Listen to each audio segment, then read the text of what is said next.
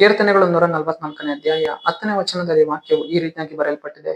ಅರಸುಗಳಿಗೆ ಜಯಪ್ರದನು, ಸೇವಕನಾದ ದಾವೀದನನ್ನು ಹಾನಿಕರವಾದ ಕತ್ತಿಗೆ ತಪ್ಪಿಸುವವನು ನೀನೆ ಎಂದು ವಚನವು ಬರೆಯಲ್ಪಟ್ಟಿದೆ.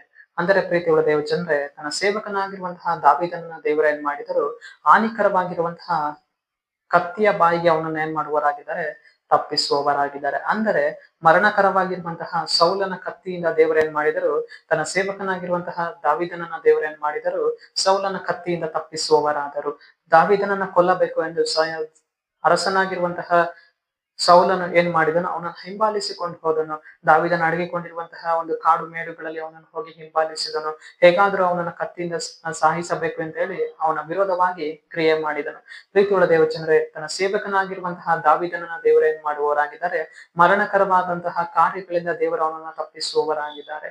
ದಾವೀದನೊಂದಿಗೆ ಇದ್ದಂತಹ ದೇವರು ಇವತ್ತು ನಮ್ಮೊಂದಿಗೂ ಕೂಡ ಆತನ ಏನ್ ಮಾಡುವವನಾಗಿದ್ದಾನೆ, ಇರುವವನಾಗಿದ್ದಾನೆ. ನಾವು ಹೋಗುವಂತಹ ಮಾರ್ಗದಲ್ಲಿ, ಬರುವಂತಹ ಮಾರ್ಗದಲ್ಲಿಯೂ ನಮಗೆ ವಿರೋಧವಾಗಿ ಸೈತಾನನು ಏನ್ ಮಾಡುವವನಾಗಿದ್ದಾನೆ, ಮರಣಕರವಾಗಿರುವಂತಹ ಕಾರ್ಯಗಳನ್ನ ನಮಗೆ ವಿರೋಧವಾಗಿ ಕೊಂಡು ಬರುವವನಾಗಿದ್ದಾನೆ. ಮರಣಕರವಾದ ಉರುಳುಗಳನ್ನ ಕೊಂಡು ಬರುವವನಾಗಿದ್ದಾನೆ. ಮರಣಕರವಾದಂತಹ ಕತ್ತಿಯನ್ನು ಕೊಂಡು ಬರುವವನಾಗಿದ್ದಾನೆ. ಮರಣಕರವಾದ ರೋಗಗಳನ್ನು ಅವನು ಕೊಂಡು ಬರುವವನಾಗಿದ್ದಾನೆ.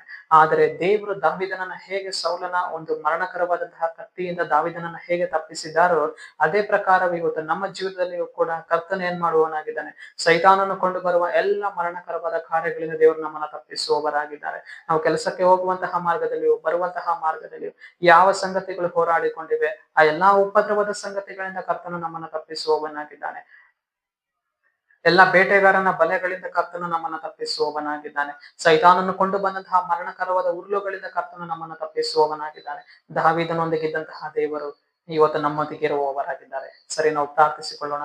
ಅಪ್ಪ ಕರ್ತನೆ, ನಿನಗೆ ಸ್ತೋತ್ರ ಸ್ವಾಮಿ. ಈ ಮುಂಜಾನೆ ವೇಳೆಯಲ್ಲಿ ದೇವರೇ, ಈ ವಾಕ್ಯ ಭಾಗ ಸಂದೇಶವನ್ನ ನೋಡುವ ಜನಗಳನ್ನ ಸಂಧಿಸು ಕರ್ತನೆ. ನಿನ್ನ ಜನರ ಜೀವಿತದಲ್ಲಿ ನಿನ್ನ ಕಾರ್ಯವನ್ನ ಮಾಡಿ ಅಪ್ಪ, ನಿನ್ನ ಜನರನ್ನ ಕರ್ತನೆ ಎಲ್ಲ ವಿಧವಾದಂತಹ ಒಂದು ಮರಣಕರವಾದ ಕಾರ್ಯಗಳಿಂದ ತಪ್ಪಿಸಿ, ಮರಣಕರವಾದ ಉರುಳುಗಳಿಂದ ತಪ್ಪಿಸಿ ನಿನ್ನ ಜನರನ್ನ ರಕ್ಷಣೆಯಲ್ಲಿ ನಡೆಸುವುದಕ್ಕಾಗಿ ಸ್ತೋತ್ರ.